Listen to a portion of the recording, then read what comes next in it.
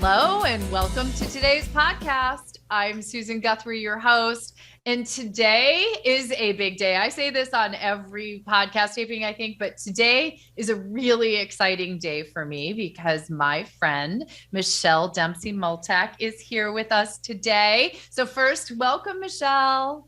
Thank you, Susan. It's a big day for me too to be on the woman who basically, I mean, I feel like I wouldn't be here if it weren't for you. So I like to refer to you as my mentor. I can't believe like how things turn out. You had like this, you told me you should start a podcast. You should maybe move more into the world of divorce. You should take this certification. And now here I am with a book. And I feel like I owe so much of that to you. And I'm eternally grateful. Thank you. Well, that's really sweet. And all I can say is I think it was your Instagram that I saw first. And I saw Yeah. you there. And first of all, if you're not following Michelle on Instagram, everyone go follow the Michelle Dempsey on Instagram. It just drew me in. And the minute we talked, I just knew, you already had incredible things that you had accomplished. And I knew you had a lot more incredible things that you could accomplish and help other people, because your gift is that you can take what is an extremely difficult process and you distill it down and help people with information and support in a way that very few people, honestly, I've been in this divorce world for a long time. Not many people have your gift for being able to help people. So Moms Moving On is a phenomena and you are the driving force behind it. So I'm Thank so you. happy for you. Thank you. I appreciate that compliment. And, I think people always ask me, like, what are your um, talents or whatever? What do you do in the divorce world that makes you so special? They don't say it like that. But I do think that's what it is. It's really just like breaking down each trial and tribulation that comes up when you're a mom that's divorcing and looking at it from, well, my whole thing is flipping everything on its head, right? Like, let's take how we feel and shift this perspective. Otherwise, we're never going to get through this one little hard thing. And I found that in doing that for others, it's really helped me a lot too. Like part of our work in helping others, we're really working through a lot ourselves. And, I'm like a divorce veteran with having been a child of divorce and now being a divorced mom myself. And I just, I truly think the purpose of life is to give in a way that others can't. And so my thing is to help through hard times. And so I'm honored to be able to do that. Well, and you do it beautifully, and you do it, you started with, writing about divorce, and then Hmm. your social media around that topic was, I think, a really accessible way for people to start hearing your little nuggets of wisdom, as I always call them. But then, I knew the minute I talked to you, a podcast was going to be phenomenal. And it's one of the joys of my life is if you ever go Google top divorce podcasts, it's your podcast, Moms Moving On, my podcast, Divorce and Beyond, and our friend Kate And Kate. Anthony's Divorce Survival Guide. So how awesome is it to be the three top divorce podcasts? It is, and it's wild. And I think, a lot of people say, why do you think your podcast is so successful? And my answer, because, imposter syndrome and I'm self-deprecating, I'm like, well, there just aren't that many divorce podcasts out there. It's such a niche topic, but I, being committed to providing really valuable information, bringing on experts like yourself and Kate Anthony and everyone else under the sun to answer the questions I don't know how to answer. I think that that's been the key there. But you're doing it, others are doing it, and I think there's not enough information. It's funny, somebody wrote to me recently, like I've been following you forever, and I live and breathe for your podcast. I'm working with a coach, and I don't want you to be mad that it's not you. I didn't even know who this person was, and I'm like, honey, that we all have a different angle, and you have to work with the person that feels good for you. Take from where it feels good. Maybe it's a little of my podcast, and maybe it's a little bit of Kate's, and maybe it's your information and a session with Wendy Sterling, who's amazing, and there's just so much within this little divorce world that we are all providing together, and I think it's wild. And I also think how amazing if I had that when I was going through my divorce, or my mom had it when she was going through hers. But we're here now. I know. Well, and that's, I think, why one of the reasons why I think we're all so dedicated to trying to help people through this process. We've been through it. We help people all the time. You know, I've been in the world of divorce for 32 years. A lot of people are like, why on earth would you stay immersed in the world of divorce for 32 years? And how does your But skin still look so good, right? Zoom filters. Yeah. But it is, I think there is that element of us as we know how hard it was. We know how hard it can be. And we want it to be different for people because we also know that that can be as well.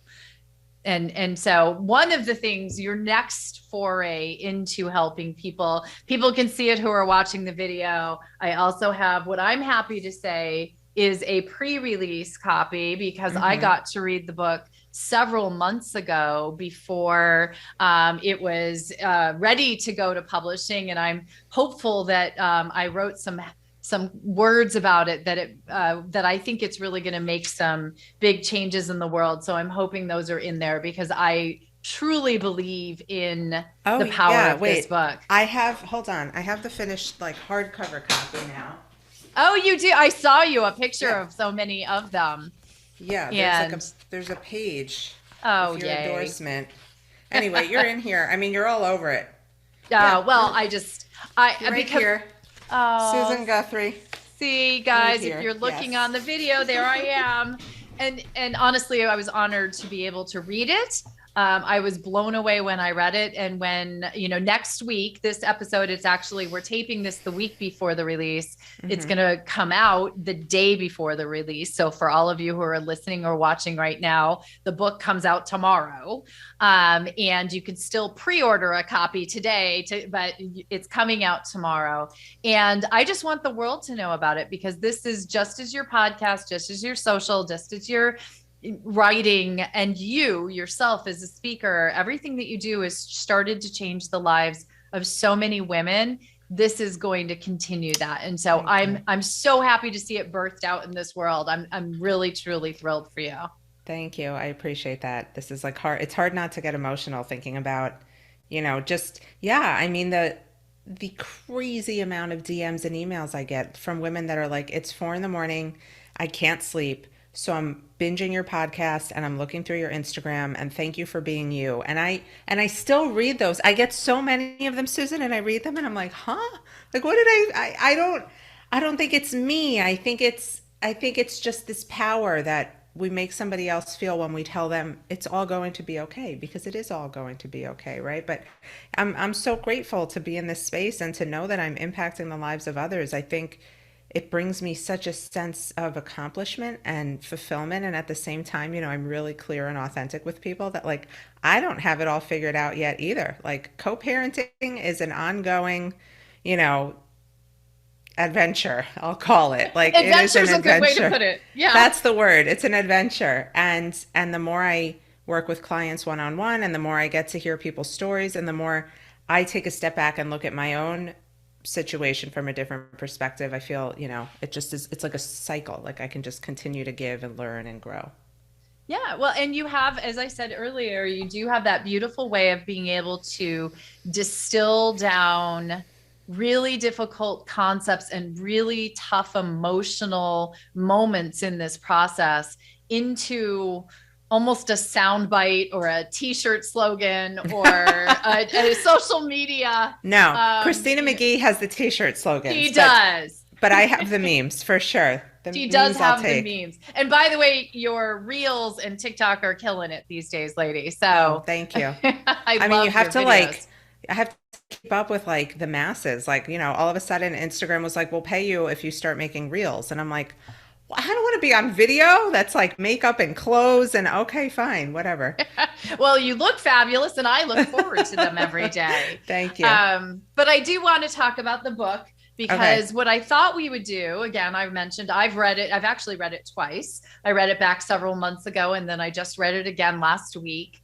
And what I thought we could do, because I want people to get an idea of just how fabulous it is and just how fabulous you are. I've sort of picked out 6 of my favorite chapters. And I just wondered if I could, get some insights from you on each one of these chapters and Yes. maybe a little tidbit without giving everything away.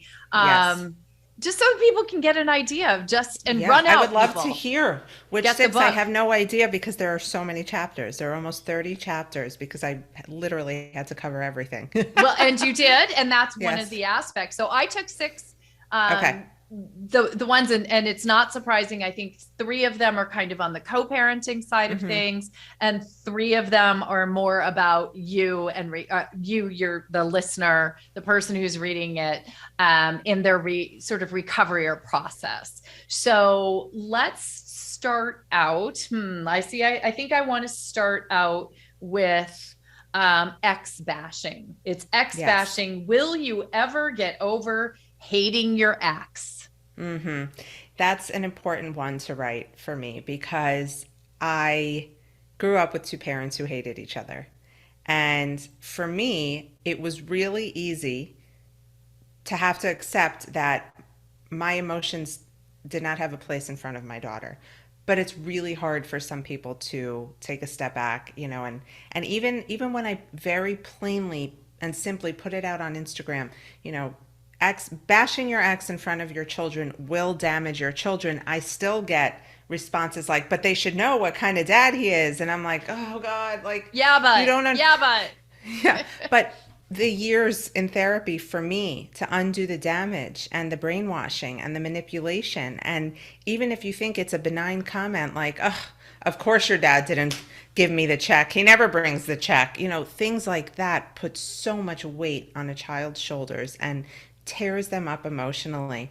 And I just, I don't know. You can hate your ex, but you can't hate them in front of your children. That's my philosophy. I'm sticking to it. I don't care if he was the worst human under the sun. Let your children make their own choices and decisions when they're old enough, because in the meantime, they need to feel loved by two parents and safe with two parents in order to thrive.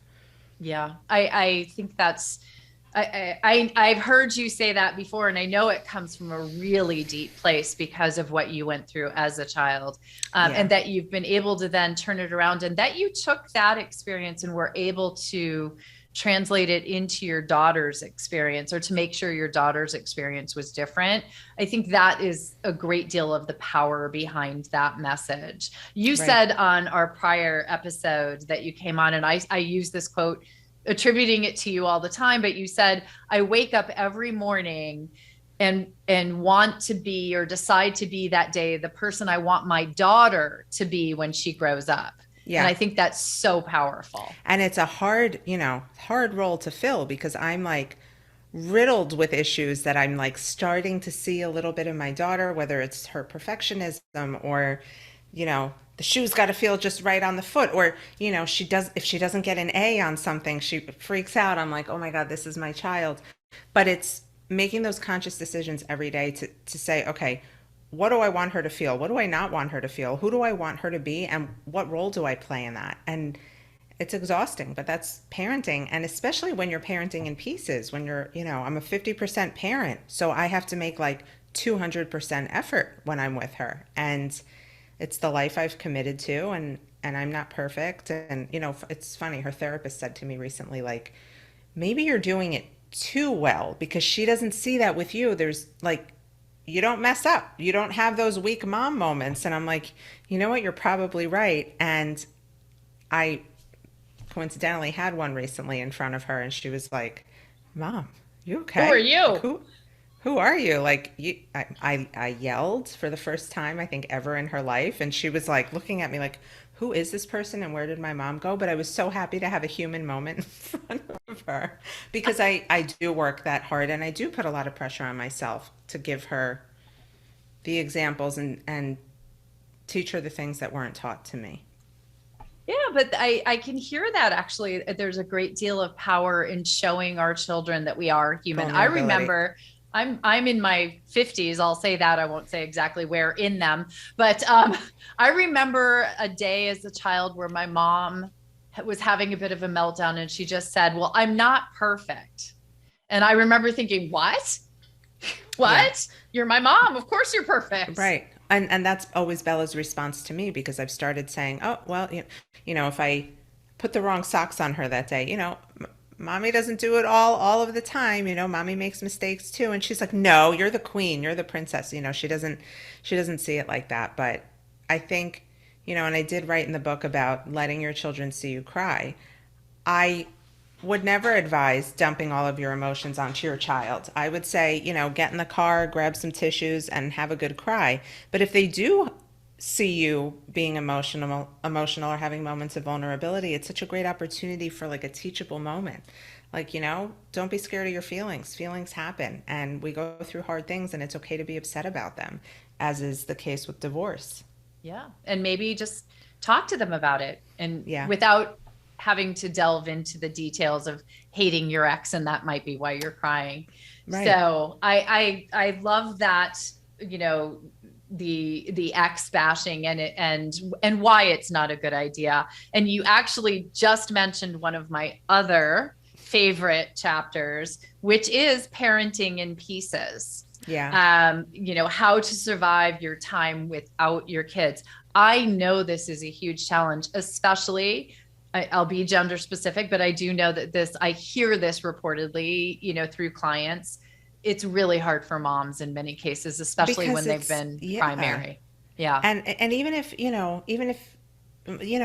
Bella was 2 when I got separated, and her dad played a role in her life. It's not like I was doing all the work by myself, but it's unnatural biologically to be like taken away from your children when they're that young. Like animals in the wild, like carry their kids around for years. It's like we we birth these humans, and then we're biologically wired and connected to them. We know what they need before they need it. We can decode their cries. All of a sudden it's like, I think I'll give you to this person I can't even look at in the face anymore for Yeah. 50% Here, of your life. No take my worries. human. let Yeah. me let me go to the mall. It's like, how do you adjust to that?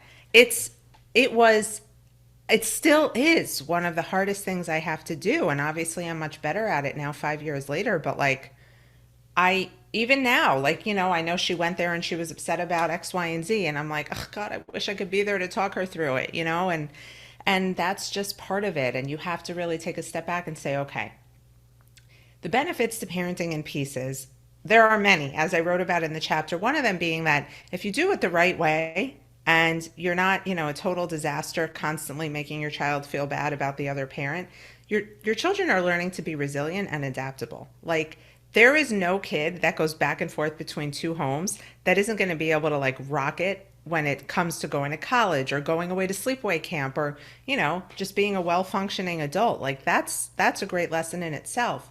But the other part of that is realizing that, first of all, you don't have to be married to be a great mom. I say that all the time.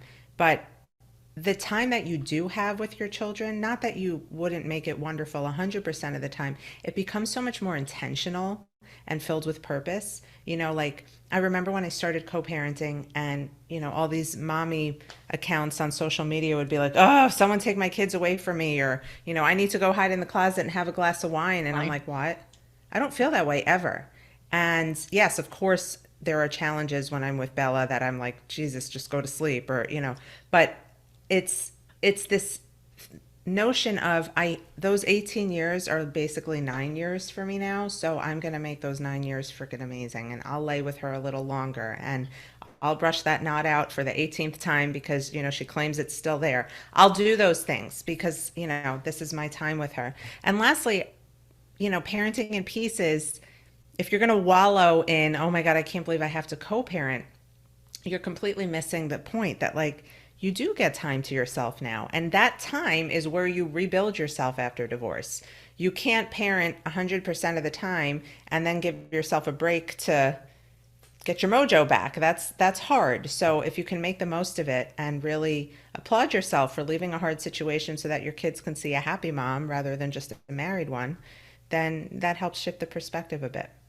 Yeah, a happy and fulfilled mom who has had that opportunity. And I know there are moms out there who don't, and dads who don't have the benefit of a co-parent who's actively involved. Hmm. And, I've seen that strain and stress on people when they don't have a very active co-parent, or one that actually has their parenting time. And then you are truly that single parent. Yes, when you're co-parenting, you're the on-duty parent half the time, or whatever your Hmm. timeshare is. But when you are solely the only parent that's ever on duty, it's very hard to recharge those It's batteries. very hard to recharge, and I write about that too in the book because, nobody needs more of a recharge than single moms who are not co-parenting.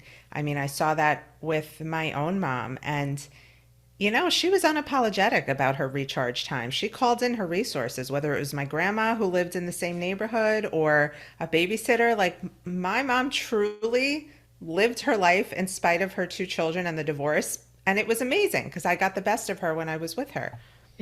Well, and she raised a kind of incredible daughter, so it must have worked a little bit. Yes, maybe. I wasn't always so incredible. I think she would argue with you there. But yes, she unknowingly taught me all of the lessons I needed to learn about being a strong, independent, high road kind of woman. Like, she is where I've learned to take the high road, not engage in conflict that I don't need to engage in. Her mindset was always, I'm better than that. I don't need to go there with that person. She'll smile at the person, who gives her the middle finger in traffic. Like, that's where I got it from. And I'm so grateful because I've got that New York, like, Italian girl in me, and I can kind of go the other way sometimes. So that was also like, I think that's why I make such a stand for just don't fight with your ex. Like, let them fight with you. They can't fight with you if you're not fighting back. Like, Right. you don't have to shut down every argument. You don't have to have the last word. You'll exhaust yourself. You'll emotionally keep yourself tangled to this person, and you'll never be able to move on. And you'll never win. I mean, it Right. never There is it no never winning. ends when you're in that. Right. And the not being able to move on. So my next chapter, and we'll go back to sort of the more of the focus on you, the listener, you, the reader. One step forward, three steps back. Oh, I'm happy. I was thinking about that chapter today. Here, see? Hmm. Yeah, Because I mean, sometimes I'm one step forward and 12 steps back. Like, I think it's a good one to talk about. right. So, well, what are you well, tell us about that. Tell us about a 12 steps back kind of day for you. Well, I'm gonna relate it to a client actually. So I have a client up in New Hampshire, and she's going through a terrible divorce. There's domestic violence. There's a no contact order. There's a lot to make her angry at this person, never want to speak or see him again. She can't see him right now, thank God. But she said to me, she's like, Michelle, I don't know. I woke up this today, and she's like, I literally think there's something wrong with me. I still love him. Why do I still love him, and why am I sad about this divorce when he is such a horrible person?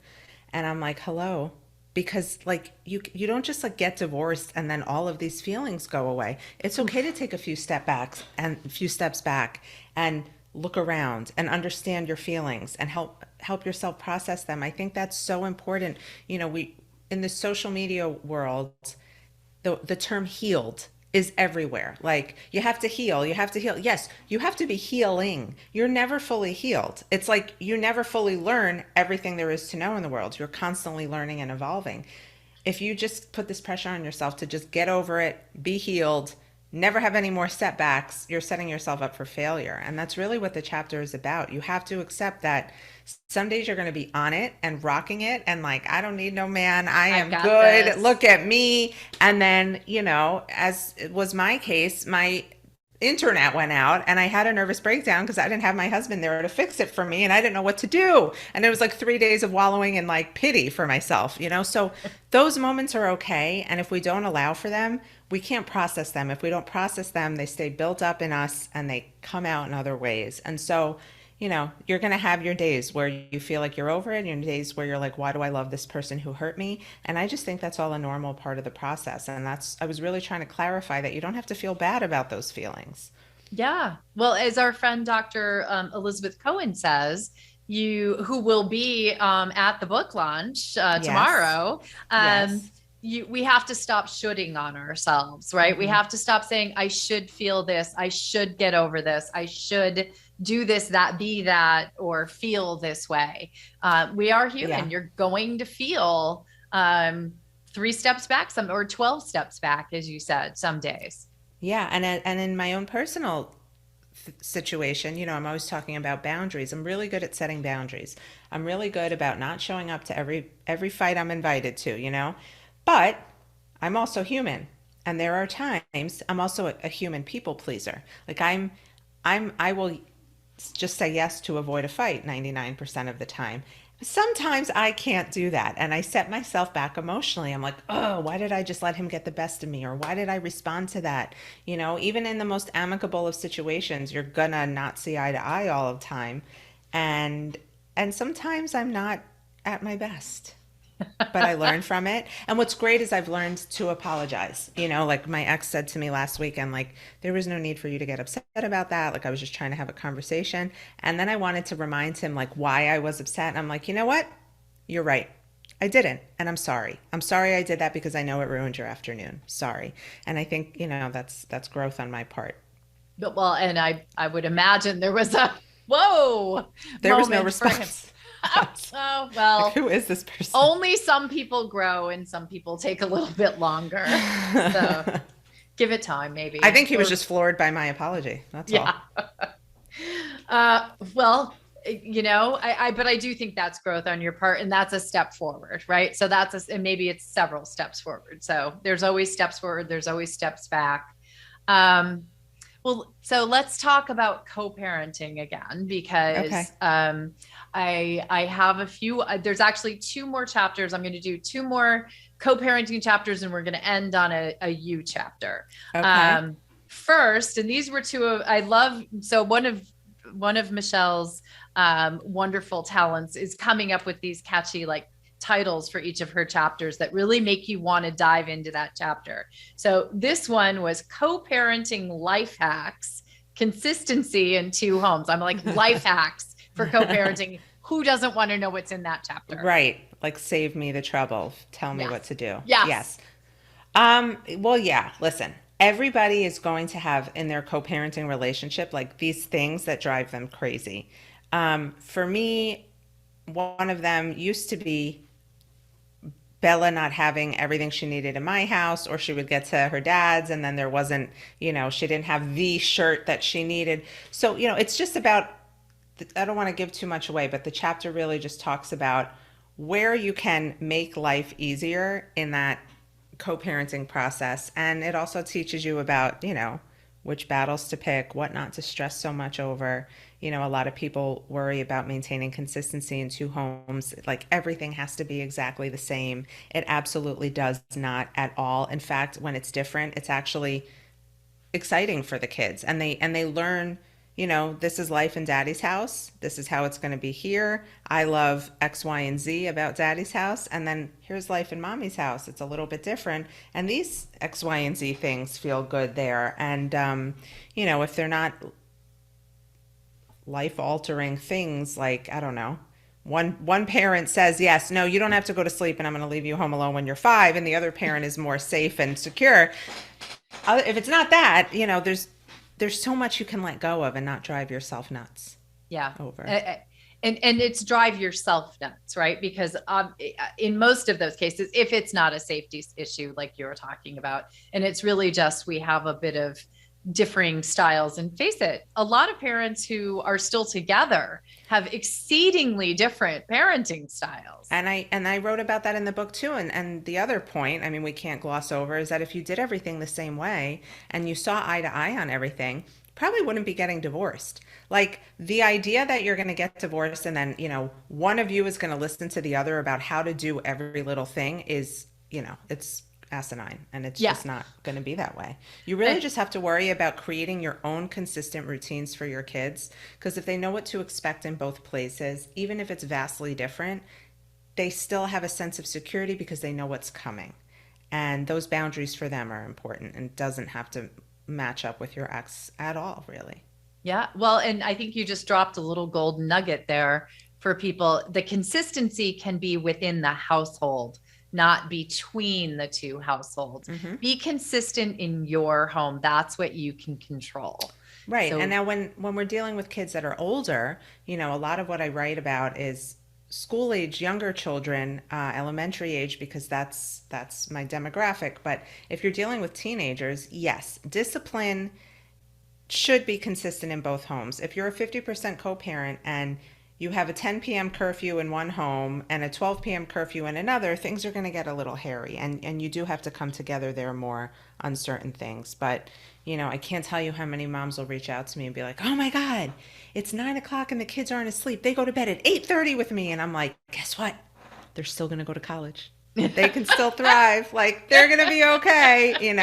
It's an attack on your mommy ego because like it's not the way you would do it, but gotta like take yourself out of it and think big picture. Like, are they gonna end up homeless on the street because they went to bed later? No, they'll still be able to thrive.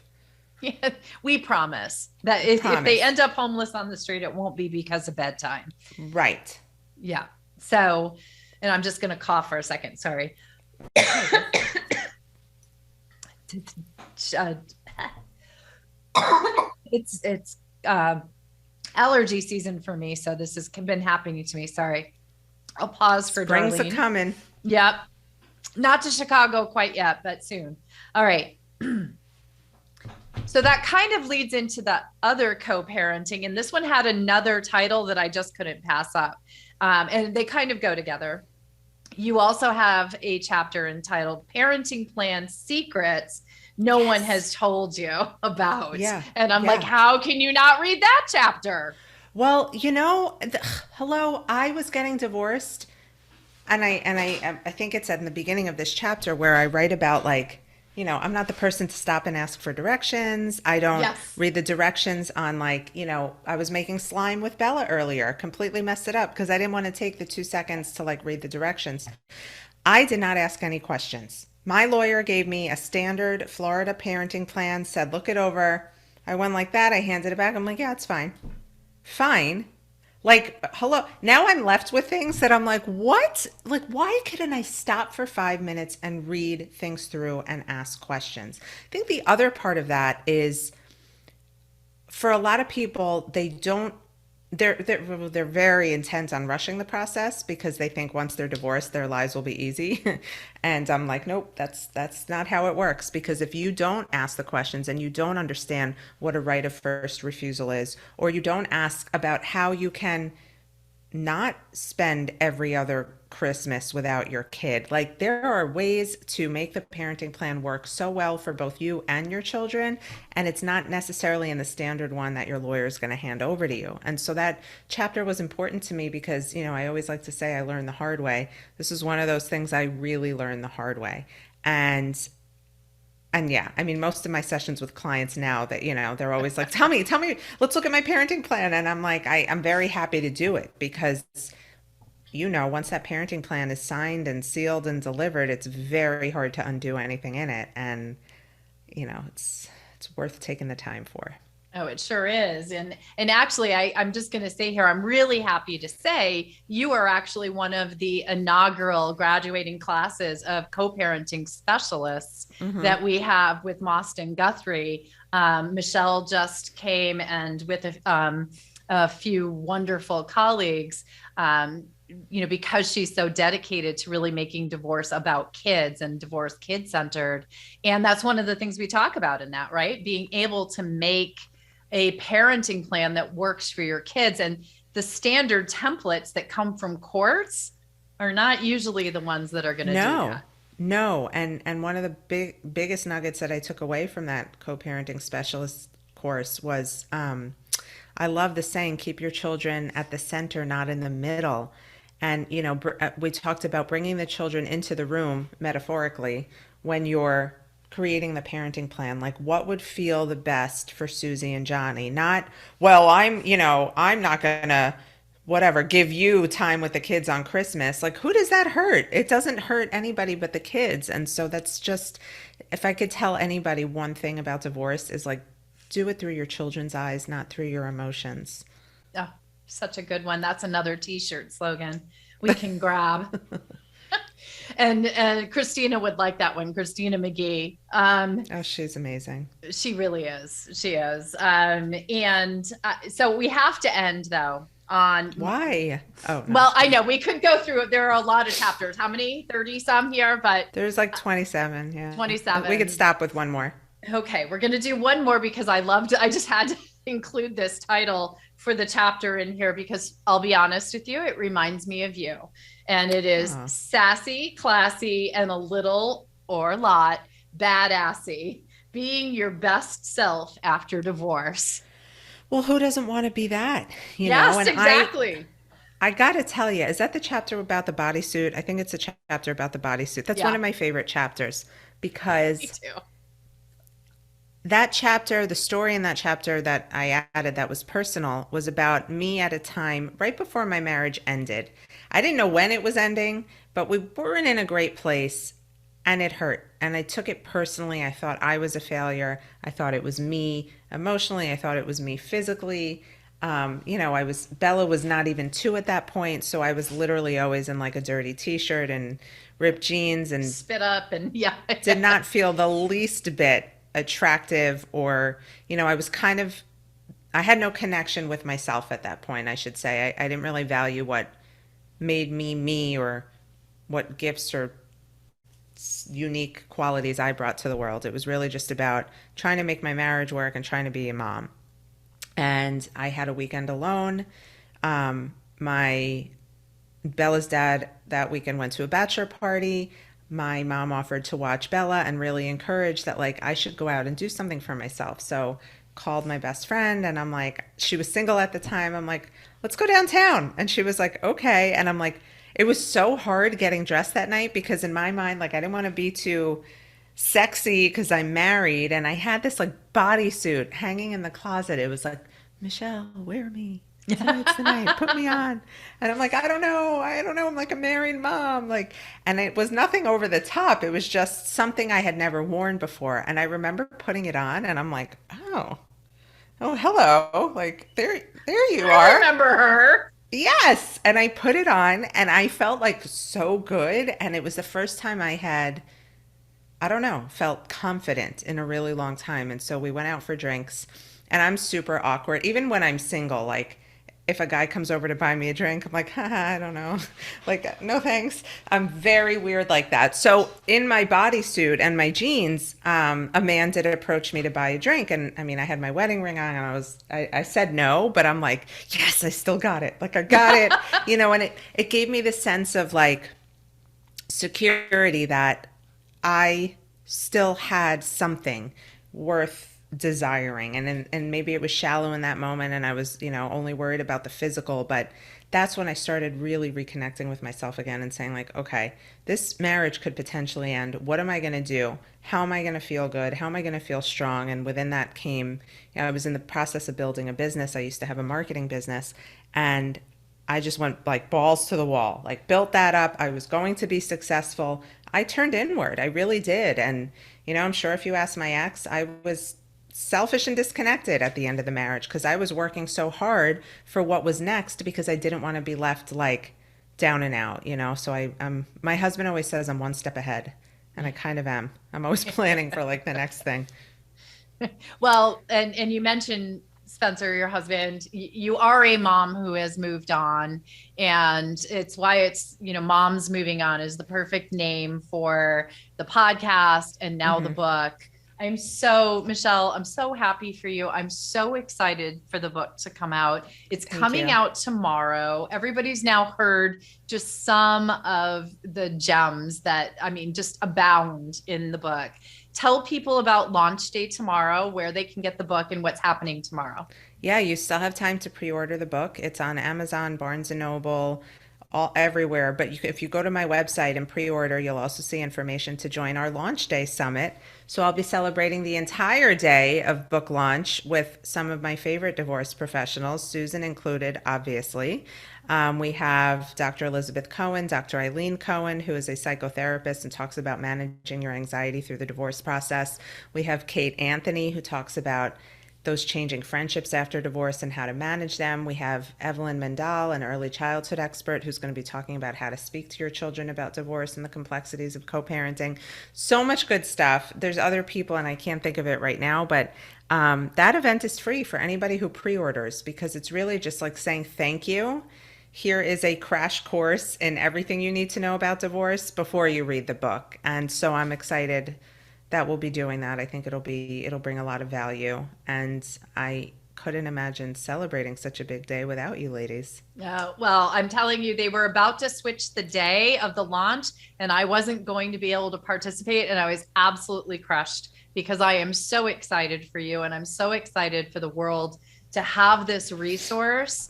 Thank you, And so Susan. I'm thrilled that I'm going to be Thank there you. tomorrow with you. I'm thrilled that you're here with me today, and everybody. I'm going to have links to everything in the show notes. Go and get your copy. I have pre-ordered a copy, and I expect my Amazon delivery tomorrow. So, yay! Thank you, Yay. Thank Michelle. you. Thank you.